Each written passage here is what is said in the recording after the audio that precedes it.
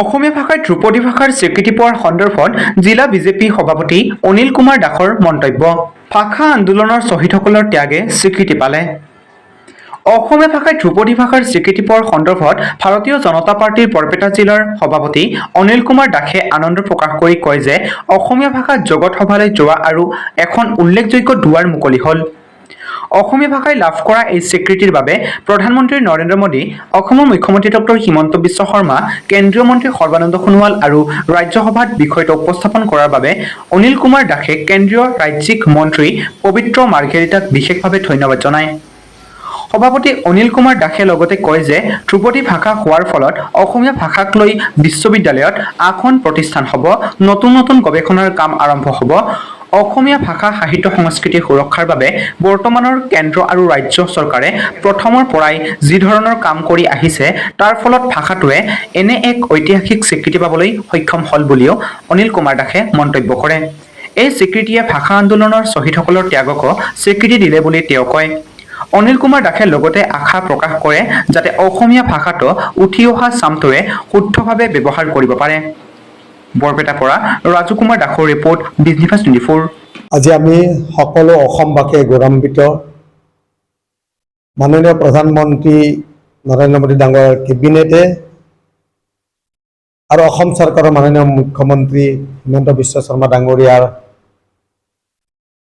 আৰু ৰাজ্যসভাত উত্থাপন কৰিছিল পবিত্ৰ মাৰ্ঘেৰিটা ডাঙৰীয়াৰ লগতে সৰ্বানন্দ সোণোৱাল ডাঙৰীয়াই যে অসমীয়া ভাষাটোক যিটো ধ্ৰুপদী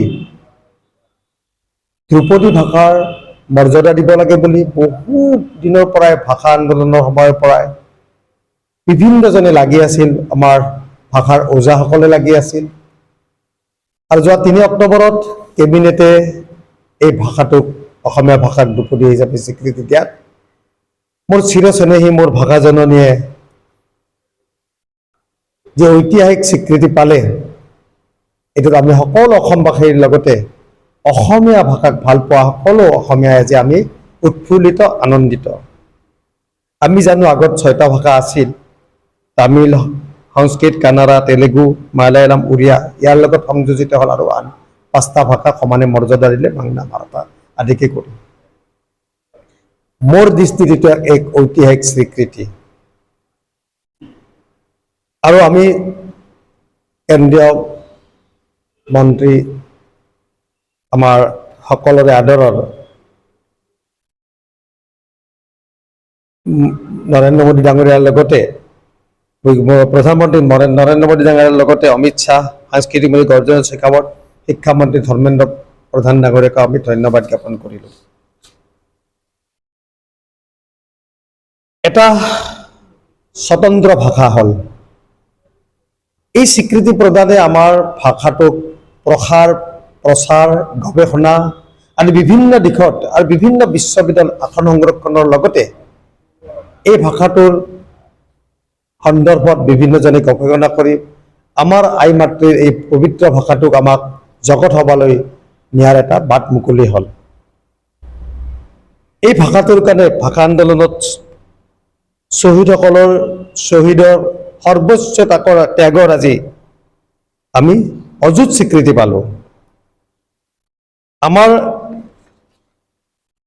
আমি জানো যে ধ্ৰুপদী ভাষা হিচাপে স্বীকৃতি হ'বলৈ হ'লে যি চৰ্ত, সেই চৰ্ত আমাৰ 1500ৰ পৰা 2000ৰ ভিতৰত মানে যিটো আমাৰ বছৰৰ আগৰ যিটো আমাৰ ইতিহাস, পূৰ্ণ তথ্য, প্ৰাচীন সাহিত্য লিপিবদ্ধ, এইবিলাক সকলো প্ৰমাণ থকা কথাটো প্ৰমাণিত হ'ল আৰু প্ৰতিবেদন আগতে আমাৰ যিসকলে প্ৰতিবেদন দাখিল কৰিছিল সময়ে সময়ে আজি আমাৰ সেই স্বীকৃতি পালোঁ। দেশী বিদেশী 62জন দেশী বিদেশী ভাষাবিদে আমাক স্বীকৃতিৰ কথাটো তেখেতসকলে উল্লেখ কৰিছিল আৰু আমি জনাত এইটো শিৱৰ লগত কামদেৱৰ সময়ৰ পৰাই এনেকুৱা মানে যেতিয়া কামদেৱে পুনৰ মানে প্ৰতিষ্ঠিত হ'ল মদন, তাতে উল্লেখ আছে সেই ভাষা তাৰমানে কিমান পুৰণা ভাষা আমাৰ অসমীয়া ভাষাটো, ঐতিহ্যময় ভাষাটো। আজি নৰেন্দ্ৰ মোদী ডাঙৰীয়াক আৰু হিমন্ত বিশ্ব শৰ্মাক ধন্যবাদ এই কাৰণে দিব লাগিব, প্ৰকৃততে অসম আন্দোলনৰ শ্বহীদক মৰ্যাদা, ভাষা আন্দোলনৰ শ্বহীদক মৰ্যাদা, জাতি মাটি সুৰক্ষাৰ দিশত অসমক সুৰক্ষিত কৰা, এই গোটেই সমস্ত কামখিনি যিখিনি ভাষা আন্দোলন হওক, অসম আন্দোলনত অসমীয়া জাতিয়ে যিটো বিচাৰিছিল, যি সংৰক্ষণৰ সুৰক্ষাৰ সকলো কথা আজি আমাৰ চৰকাৰে এটা এটাকৈ পালন কৰিবলৈ গৈ আছে।